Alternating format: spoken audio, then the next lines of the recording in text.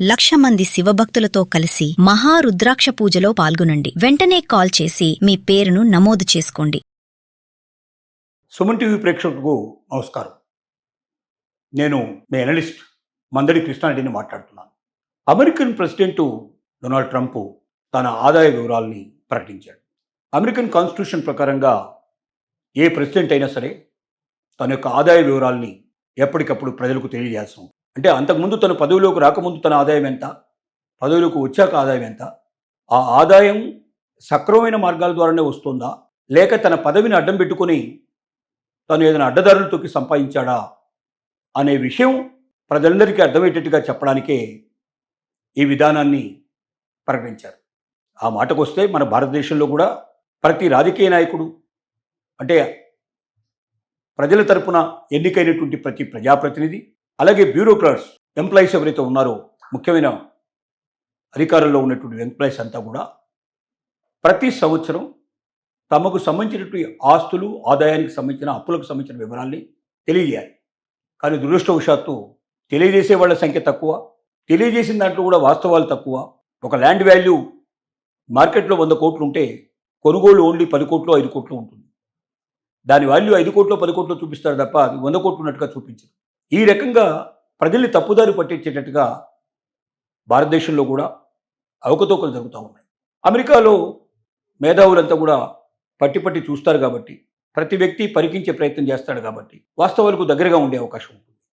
మరి American president Donald Trump ఇచ్చినటువంటి తన యొక్క ఆదాయ వ్యయ పట్టిక లోపల 2024లో తను ఒక క్రిప్టో కరెన్సీకి సంబంధించినటువంటి కంపెనీని ప్రారంభించినట్టుగా, దాంట్లో తనకు సంబంధించినటువంటి షేర్స్ కానీ తత్ఫలితంగా వచ్చినటువంటి లాభాలు కానీ చూసినట్టయితే ఇండియన్ కరెన్సీతో పోలిస్తే 2025లో 11,300 కోట్లకు పైగా ఆదాయాన్ని సంపాదించినట్టుగా అతను ఎకరువు పెట్టాడు. ఇంత పెద్ద మొత్తంలో ఆదాయం రావడానికి కారణం క్రిప్టో కరెన్సీ అనేది వర్చువల్గా బయటికి మనకు కనబడకపోయినప్పటికీ వర్చువల్గా జరిగేటువంటి కరెన్సీ విధానం కాబట్టి ఈ విధానంలో తను లాభాలు చేకూర్చాయని, తన 3 కొడుకులకు కూడా దీంట్లో లాభాలు సంపాదించడం జరిగిందని, తన కుటుంబానికి అంతటికీ ఇది చాలా లాభాలు తెచ్చిపెట్టిందని, ఇది కాకుండా తను అనేక రకాల పెద్ద కంపెనీలు, దిగ్గజ కంపెనీలు ఏవైతే ఉన్నాయో వాటికి సంబంధించిన వాటాలు కూడా కొనుగోలు చేశానని, వాటికి సంబంధించిన షేర్లు కూడా తీసుకున్నానని, తత్ఫలితంగా కూడా తన ఆదాయం చాలా అనేక రెట్లు పెరిగిందని, దానికి సంబంధించిన వివరాలన్నీ తెలియజేయడం జరిగింది.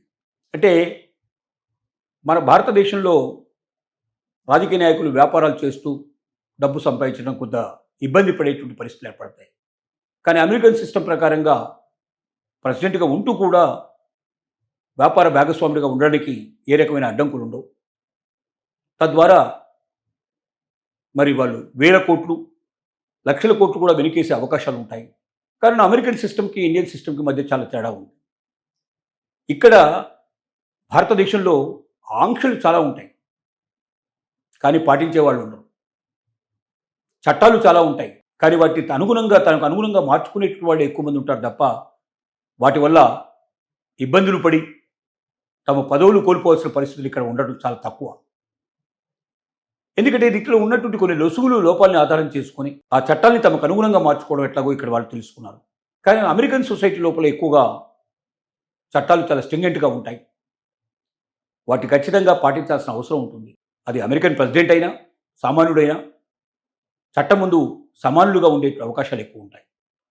కాబట్టి ఇప్పుడు డొనాల్డ్ ట్రంప్ వాస్తవంగానే చాలా ధైర్యస్తుడు అని అంటుంటారు ఒకవైపున, మరొక వైపున అతనికి చాలా గర్వం ఉంటుందంటారు. ఆ గర్వం ఇప్పటికే తన దగ్గర డబ్బు ఉందనే గౌరవంతో గర్వపడుతున్నటువంటి డొనాల్డ్ ట్రంప్ ఈ రకంగా 1,000 కోట్ల రూపాయలు తనకు లాభం రూపంలో వచ్చి పడుతున్నప్పుడు మరింతగా గర్వాన్ని అతను ప్రదర్శించే అవకాశం ఉంటుందేమో, ప్రజలను మరింత ఆంక్షలు పెంచే అవకాశం ఉంటుందేమో, ముఖ్యంగా వలసదారుల మీద మరింత పంజా విసిరే అవకాశం ఉంటుందేమో అని భయం కూడా మరొక వైపున ముఖ్యంగా ఇండియన్స్కు ఉన్నదని మాత్రం ఖచ్చితంగా చెప్పచ్చు. ఏది ఏమైనప్పటికీ అమెరికన్ ప్రెసిడెంట్ తన యొక్క లాభాల పంటలో మరింతగా ముందుకు వెళుతున్నాడు. క్రిప్టో కరెన్సీకి అతనికి ఒక వరంలాగా తయారైంది. దాని మూలంగా వచ్చి పన్నులు చెల్లించేదానికన్నా వచ్చే ఆదాయం చాలా ఎన్నో రెట్లు పెద్దది కాబట్టి తద్వారా అతను లాభపడుతున్నాడు. ఈ లాభాలు అతని గర్వాన్ని పెంచకుండా ప్రజలకు హితవు కోసం పాటుపడితే బాగుంటుందని ప్రతి ఒక్కరు కూడా ఆశిస్తున్నారు. అమెరికన్ ప్రెసిడెంట్ డొనాల్డ్ ట్రంప్ తన ఆదాయ వివరాల్ని ప్రకటించాడు.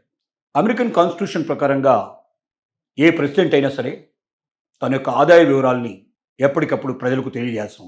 అంటే అంతకుముందు తన పదవిలోకి రాకముందు తన ఆదాయం ఎంత, పదవిలోకి వచ్చాక ఆదాయం ఎంత, ఆ ఆదాయం సక్రమమైన మార్గాల ద్వారానే వస్తుందా, లేక తన పదవిని అడ్డం పెట్టుకొని తను ఏదైనా అడ్డదారులు తొక్కి సంపాదించాడా అనే విషయం ప్రజలందరికీ అర్థమయ్యేటట్టుగా చెప్పడానికే ఈ విధానాన్ని ప్రకటించారు.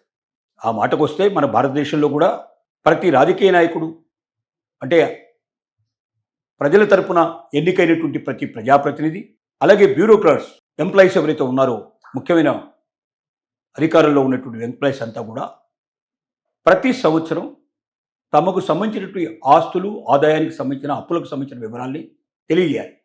కానీ దురదృష్టవశాత్తు తెలియజేసే వాళ్ళ సంఖ్య తక్కువ, తెలియజేసిన దాంట్లో కూడా వాస్తవాలు తక్కువ. ఒక ల్యాండ్ వాల్యూ మార్కెట్లో 100 కోట్లు ఉంటే కొనుగోలు ఓన్లీ 10 కోట్లు 5 కోట్లు ఉంటుంది. దాని వాల్యూ 5 కోట్లు 10 కోట్లు చూపిస్తారు తప్ప అది 100 కోట్లు ఉన్నట్టుగా చూపించరు. ఈ రకంగా ప్రజల్ని తప్పుదారి పట్టించేటట్టుగా భారతదేశంలో కూడా అవకతవకలు జరుగుతూ ఉన్నాయి. అమెరికాలో మేధావులంతా కూడా పట్టి చూస్తారు కాబట్టి, ప్రతి వ్యక్తి పరికించే ప్రయత్నం చేస్తాడు కాబట్టి వాస్తవాలకు దగ్గరగా ఉండే అవకాశం ఉంటుంది. మరి అమెరికన్ ప్రెసిడెంట్ డొనాల్డ్ ట్రంప్ ఇచ్చినటువంటి తన యొక్క ఆదాయ వ్యయ పట్టిక లోపల 2024లో తను ఒక క్రిప్టో కరెన్సీకి సంబంధించినటువంటి కంపెనీని ప్రారంభించినట్టుగా, దాంట్లో తనకు సంబంధించినటువంటి షేర్స్ కానీ తత్ఫలితంగా వచ్చినటువంటి లాభాలు కానీ చూసినట్టయితే ఇండియన్ కరెన్సీతో పోలిస్తే 2025లో 11,300 కోట్లకు పైగా ఆదాయాన్ని సంపాదించినట్టుగా అతను ఎకరువు పెట్టాడు. ఇంత పెద్ద మొత్తంలో ఆదాయం రావడానికి కారణం క్రిప్టో కరెన్సీ అనేది వర్చువల్గా బయటికి మనకు కనబడకపోయినప్పటికీ వర్చువల్గా జరిగేటువంటి కరెన్సీ విధానం కాబట్టి ఈ విధానంలో తను లాభాలు చేకూర్చాయని, తన 3 కొడుకులకు కూడా దీంట్లో లాభాలు సంపాదించడం జరిగిందని, తన కుటుంబానికి అంతటికీ ఇది చాలా లాభాలు తెచ్చిపెట్టిందని, ఇది కాకుండా తను అనేక రకాల పెద్ద కంపెనీలు, దిగ్గజ కంపెనీలు ఏవైతే ఉన్నాయో వాటికి సంబంధించిన వాటాలు కూడా కొనుగోలు చేశానని, వాటికి సంబంధించిన షేర్లు కూడా తీసుకున్నానని, తత్ఫలితంగా కూడా తన ఆదాయం చాలా అనేక రెట్లు పెరిగిందని దానికి సంబంధించిన వివరాలన్నీ తెలియజేయడం జరిగింది.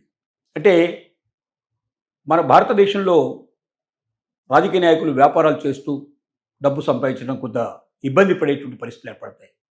కానీ అమెరికన్ సిస్టమ్ ప్రకారంగా ప్రెసిడెంట్గా ఉంటూ కూడా వ్యాపార భాగస్వాముడిగా ఉండడానికి ఏ రకమైన అడ్డంకులు ఉండవు. తద్వారా మరి వాళ్ళు 1000 కోట్లు, లక్షల కోట్లు కూడా వెనుకేసే అవకాశాలు ఉంటాయి. కానీ అమెరికన్ సిస్టమ్కి ఇండియన్ సిస్టమ్కి మధ్య చాలా తేడా ఉంది. ఇక్కడ భారతదేశంలో ఆంక్షలు చాలా ఉంటాయి, కానీ పాటించే వాళ్ళు ఉండరు. చట్టాలు చాలా ఉంటాయి, కానీ వాటికి అనుగుణంగా తనకు అనుగుణంగా మార్చుకునేటువంటి వాళ్ళు ఎక్కువ మంది ఉంటారు తప్ప వాటి వల్ల ఇబ్బందులు పడి తమ పదవులు కోల్పోవాల్సిన పరిస్థితులు ఇక్కడ ఉండడం చాలా తక్కువ. ఎందుకంటే ఇక్కడ ఉన్నటువంటి కొన్ని లొసుగులు, లోపాలని ఆధారం చేసుకొని ఆ చట్టాన్ని తమకు అనుగుణంగా మార్చుకోవడం ఎట్లాగో ఇక్కడ వాళ్ళు తెలుసుకున్నారు. కానీ అమెరికన్ సొసైటీ లోపల ఎక్కువగా చట్టాలు చాలా స్ట్రింగెంట్గా ఉంటాయి. వాటి ఖచ్చితంగా పాటించాల్సిన అవసరం ఉంటుంది. అది అమెరికన్ ప్రెసిడెంట్ అయినా సామాన్యుడైనా చట్టం ముందు సమానులుగా ఉండే అవకాశాలు ఎక్కువ ఉంటాయి. కాబట్టి ఇప్పుడు డొనాల్డ్ ట్రంప్ వాస్తవంగానే చాలా ధైర్యస్తుడు అని అంటుంటారు ఒకవైపున, మరొక వైపున అతనికి చాలా గర్వం ఉంటుందంట. ఆ గర్వం ఇప్పటికే తన దగ్గర డబ్బు ఉందనే గౌరవంతో గర్వపడుతున్నటువంటి డొనాల్డ్ ట్రంప్ ఈ రకంగా 1000 కోట్ల రూపాయలు తనకు లాభం రూపంలో వచ్చి పడుతున్నప్పుడు మరింతగా గర్వాన్ని అతను ప్రదర్శించే అవకాశం ఉంటుందేమో, ప్రజలను మరింత ఆంక్షలు పెంచే అవకాశం ఉంటుందేమో, ముఖ్యంగా వలసదారుల మీద మరింత పంజా విసిరే అవకాశం ఉంటుందేమో అని భయం కూడా మరొక వైపున ముఖ్యంగా ఇండియన్స్కు ఉన్నదని మాత్రం ఖచ్చితంగా చెప్పొచ్చు. ఏది ఏమైనప్పటికీ అమెరికన్ ప్రెసిడెంట్ తన యొక్క లాభాల పంటలో మరింతగా ముందుకు వెళుతున్నాడు. క్రిప్టో కరెన్సీకి అతనికి ఒక వరంలాగా తయారైంది. దాని మూలంగా వచ్చి పన్నులు చెల్లించే దానికన్నా వచ్చే ఆదాయం చాలా ఎన్నో రెట్లు పెద్దది కాబట్టి తద్వారా అతను లాభపడుతున్నాడు. ఈ లాభాలు అతని గర్వాన్ని పెంచకుండా ప్రజలకు హితవు కోసం పాటుపడితే బాగుంటుందని ప్రతి ఒక్కరు కూడా ఆశిస్తున్నారు.